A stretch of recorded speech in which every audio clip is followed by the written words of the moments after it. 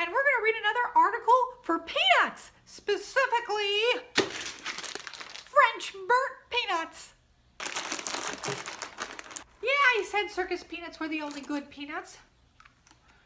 No, I stand by what I said. Okay, technically these are peanuts, but they're good because they're candy. See, they're covered in candy, and that's why they're good. The peanut part is not the good part. Yeah, but the only good part of peanut M&Ms is the chocolate and the candy coating. That's what makes it good. That's why M&Ms are better than peanut M&Ms. Yeah, but candy apples are not good because of the peanuts. They don't even always have peanuts on them. Sometimes they just have the caramel or the candy on them. No, the peanuts don't make it better. Well, yeah, it gives it a crunchy texture, but look, the point is the candy is what makes it good, not the peanuts. And the reason that the circus peanuts are the only good peanuts is because they're entirely made out of candy. There's no actual peanuts. Okay, we are getting off track, and I'm not supposed to eat these until I'm done doing the job anyway. So let's just get to work here. We are reading The Myth of the Starving Artist and Other Misconceptions About Creativity. What? No, we didn't read this article already. This one is by someone named Jeff Goins, and the title's a little bit different. It's just another article that's similar to that other one. Well, yeah, it might say a lot of the same stuff, but it might not. We've got to read it to find out. Art for art's sake was a creed of the 20th century Bohemians, and on the surface, it sounds like a good idea. You know what that means? We should not create work that is functional or commercial, the argument goes, but rather because it is an end in itself. After all, what kind of creative would confess to wanting to make as much money as possible off her art? That just sounds greedy. But at the same time, what writer, designer, or musician wants to be irrelevant or ignored? No. Who longs for their work to not be discovered? Doesn't your best work deserve to be heard and seen and even compensated? What I think we all fear is not discovery of or compensation of our work, but I think that we creatives are afraid that in caring too much about marketing or business, we will somehow lose the purity of our art. And that's a valid concern, but not an entirely rational one. If you want to avoid the trap of becoming a starving artist, you must face 3 important myths about what it means to be creative. Myth number 1, you have to starve to be an artist. Where's my, okay. Many of us have this idea that the more impoverished and unpopular a creative person is, the better his work will be. But what if that just wasn't true? Honestly, I'm guilty of this. I think we all are. We look at the most recent Hollywood blockbuster with a more suspicious eye than some unknown documentary. We rally around underground musicians and pride ourselves in listening to those who eventually become popular before they went mainstream. There is something about obscurity that we love in art. Sometimes, maybe even often, our suspicions prove correct, and the commercial art isn't as good as what comes out of Bohemia. But as a whole, this is a limiting belief. As I argue in my latest book, Real Artists Don't Starve. Art does not have to be obscure to be meaningful, and you don't have to starve to be an artist. He's right about that.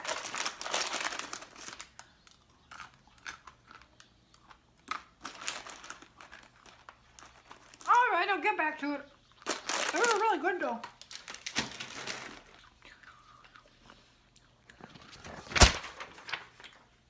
Ah, shoot. Thank you.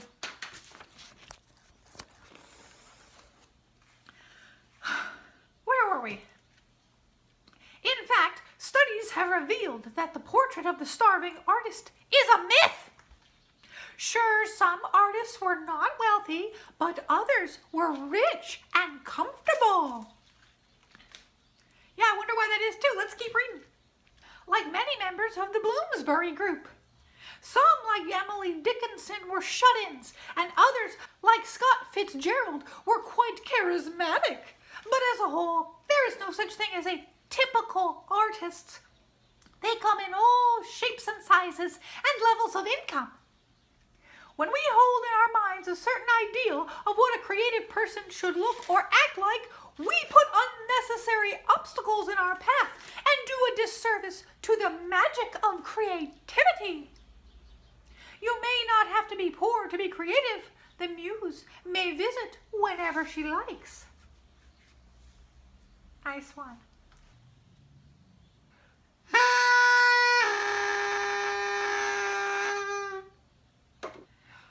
What then of obscurity and art for art's sake? Is this an ideal worth holding on to, or does it hold us back from our best work? When a creative cares about marketing, are they selling out? Today I hear many writers and artists scorning the need to blog or tweet or build an email list. They want to avoid appearing sleazy or self-promotional. But the truth is, artists have always had to worry about how to get their work to spread. That's part of the job, and the good ones embrace this. Marketing isn't evil, at least it doesn't have to be. Marketing is only evil when people use it for evil forces. So when Hitler used art to create Nazi propaganda, that was marketing.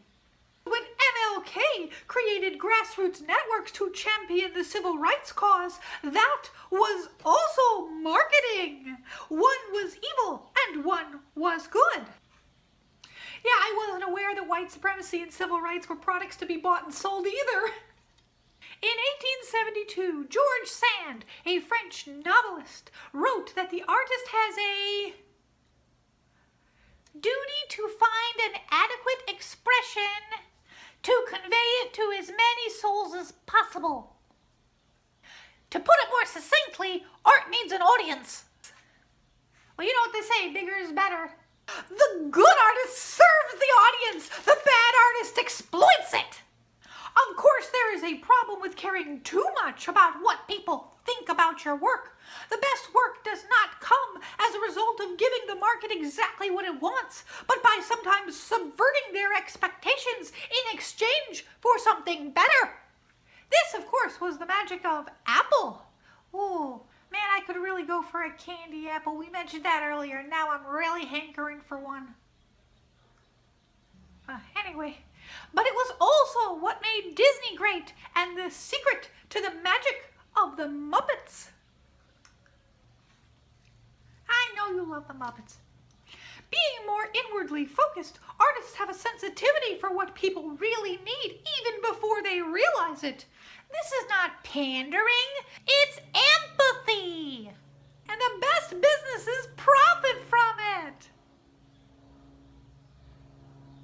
People tend to evaluate their experiences of a product or service based on what is expected.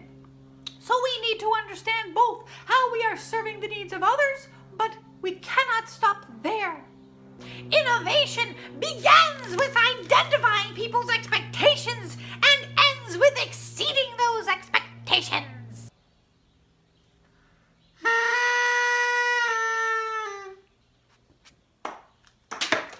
And now, what about money?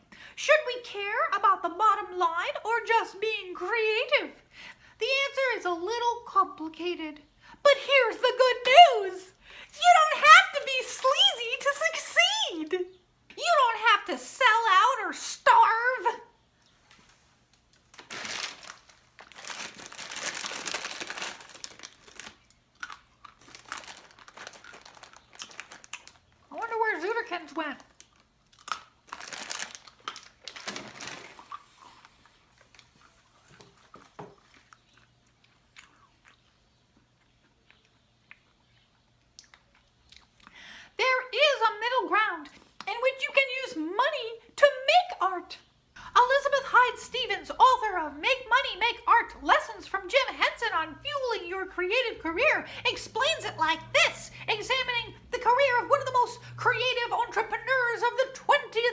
century.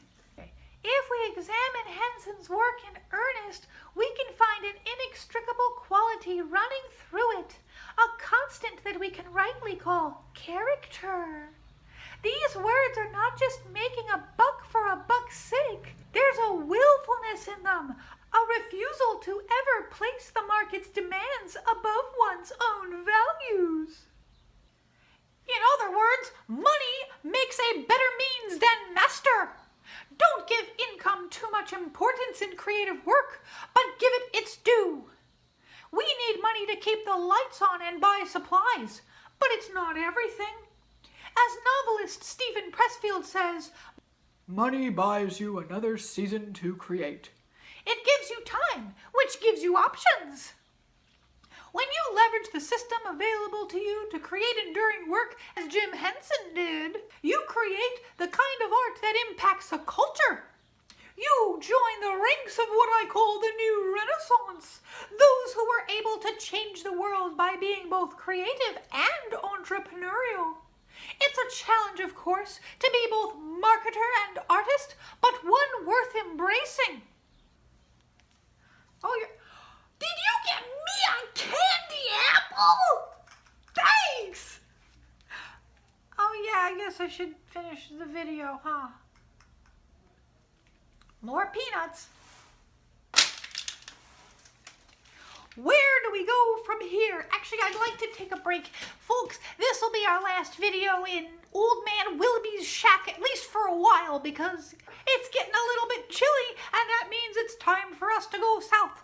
Yeah, we gotta get out of here before the first frost, because Percy the Clown is not a polar clown, and this shack is not well insulated. Okay, where were we? The opportunity to do creative work that both pays the bills and gets noticed is unprecedented in our world today. As long as we are willing to challenge preconceived notions about what it means to be creative. With access to tools and technology we've never had before, this is truly the best time to be creative. It's also the best time for companies and organizations to leverage the advantages of creative people. So here are the 3 next steps worth taking. Let go of the starving artist stereotype. It's just not helpful.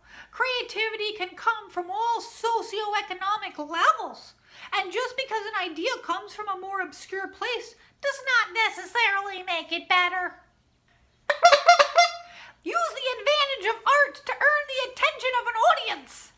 Then serve that audience with, ready for it, empathy. Yeah. You will have a built-in market that will help you innovate and grow much more quickly. Use money as a means, not a master. Don't make art to make money to make art.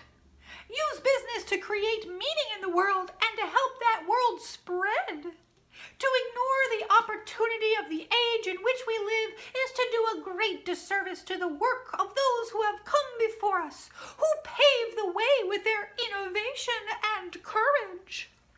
As long as we leverage these tools in ways that do not compromise our character, we honor their legacy. If you enjoyed reading this article, please share it and recommend it so that others can find it. Call to action! Want to become a professional writer in less than 18 months? If so, get my free strategy guide where I teach everything I know. Get your strategy guide right now! Zooterkins, come on, help me clean this up.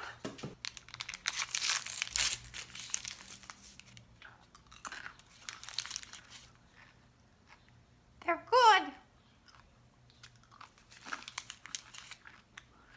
But regular M&Ms are better.